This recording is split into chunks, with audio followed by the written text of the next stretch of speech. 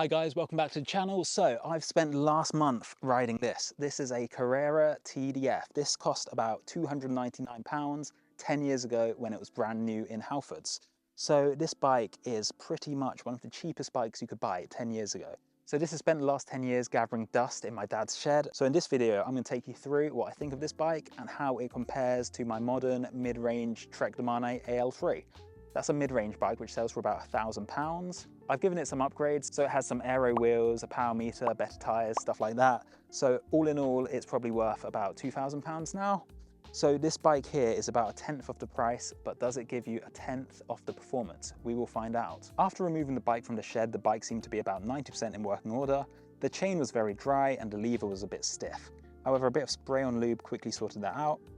The tyres also seemed to be in working order. However, I didn't know if tyres had a shelf life or not, so I decided to swap them out for something newer just to be on the safe side.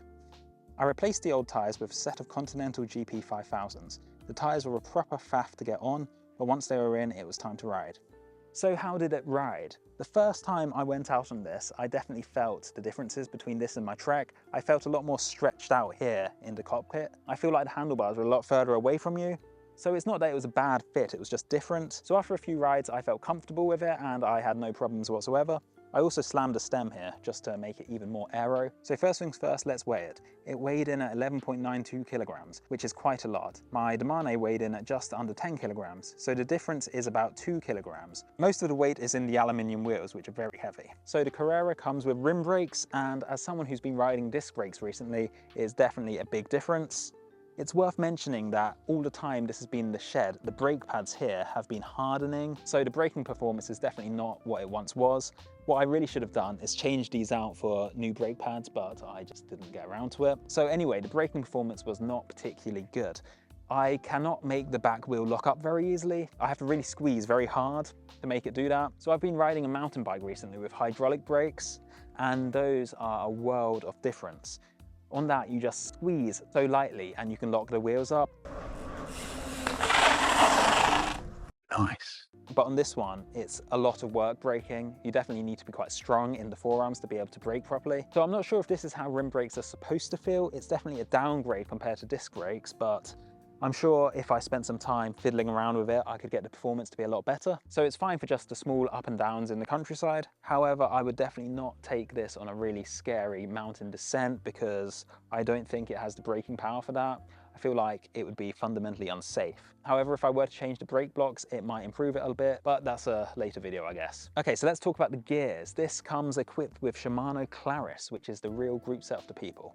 So the crankset is a 52/42 and the cassette is a 12/26 8-speed. So this was a bit of a shock actually because the gearing on this is massive compared to on my Trek. At first when I took this out and hit some small little inclines, I felt like I was really struggling to get over. So I did figure out the best way to tackle hills on this is to just put it in a good gear and then just sprint up the hill.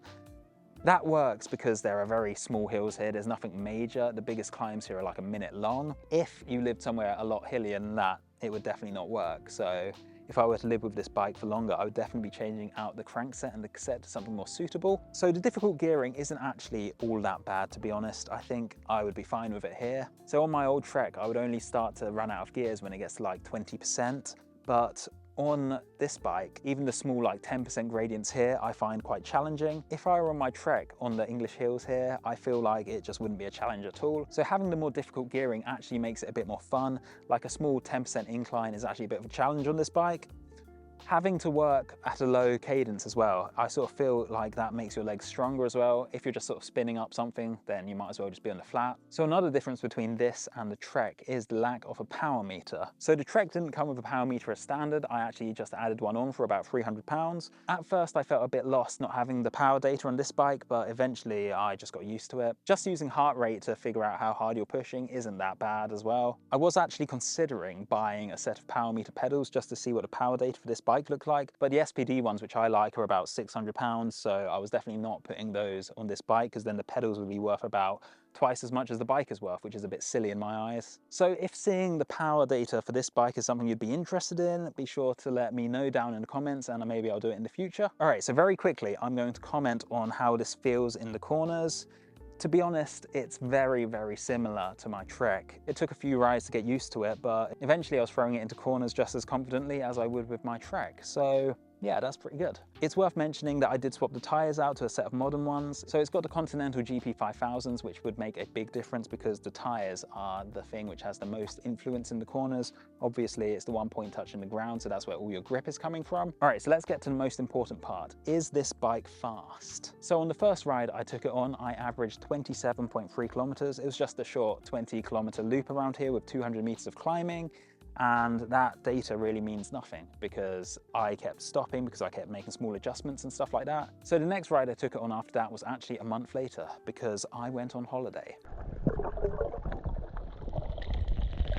And when I came back from the holiday, I was about 5 kilograms heavier. I blame the Mexican food. So after that, I spent a few weeks getting myself back into cycling shape, both on this bike and on my mountain bike as well. Eventually, I was back in the form where I could do long rides.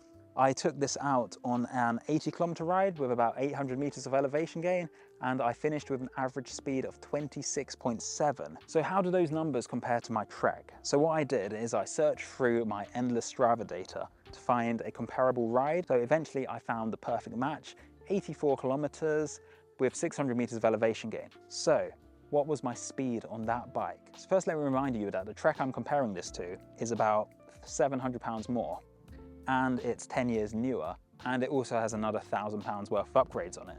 So how much difference do you think all of that would actually make? Drum roll, please. So the Trek did it in 27.3 kilometers an hour. So all of those upgrades and you get 0.6 kilometers an hour. Is that really worth it? I'm not sure. So you might look at these rides and think, well, it's not really fair comparing it, is it? How about the effort you put in? Maybe you were just trying harder on this bike, which is a fair point. So if I had a power meter, I would just look at the average power to see if it's comparable, but unfortunately I don't have one, so I had to look at the heart rate data.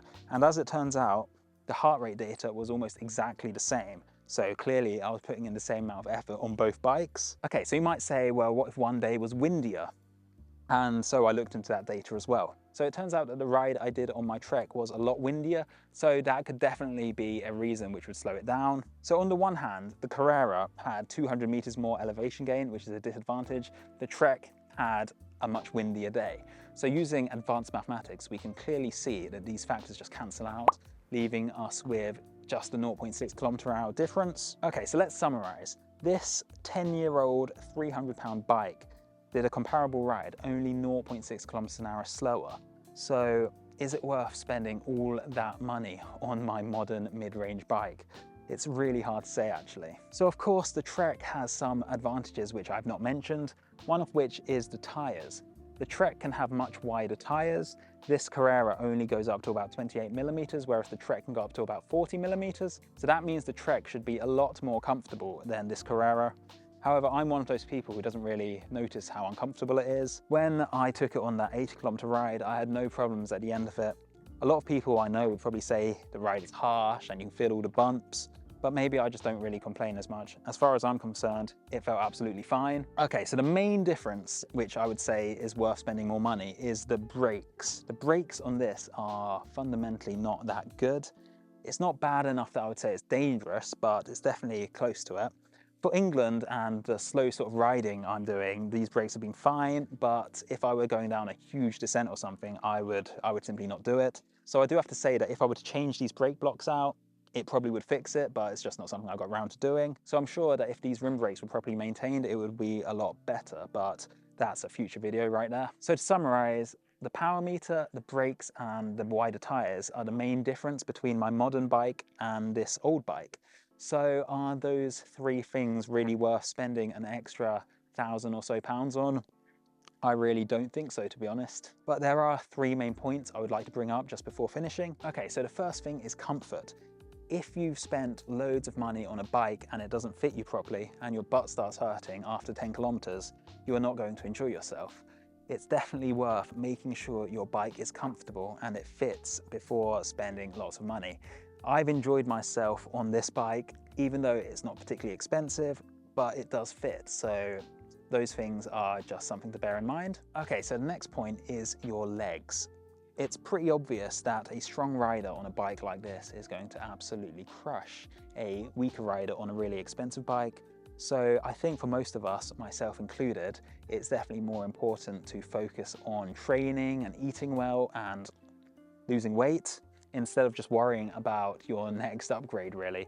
I mean, don't get me wrong, it's really nice to have like aero wheels and stuff like that. You feel cool, that's definitely true, but it really doesn't make too much of a difference unless you're going really fast. Obviously, if you're racing or something like that, then ignore all of that advice, spend as much money as you want on it, because that's where it actually makes a difference. But if you're just cruising around like I am, then yeah, I don't think you really need to worry about upgrades and stuff like that. So the last point I want to make is fun. That is why most of us are out riding our bikes, because it's just really fun. So I don't think you need to worry about whether you're on a really expensive bike or whether you're on a cheap bike. Just as long as you're out there riding, that's all that matters. So before I came into this, I was really apprehensive about this bike. Honestly, I thought it would be a bit rubbish, but it's really proven me wrong. I've really enjoyed using this. So I think the main takeaways are that as long as your bike is reliable and comfortable, you can go out there and really enjoy yourself. All right, that's it for me for this one. If you want to see a video of me falling off my mountain bike, be sure to click up here somewhere. If you want to see more videos like this, be sure to hit the like button and be sure to subscribe. All right, that's it from me. See you in the next one. Peace out.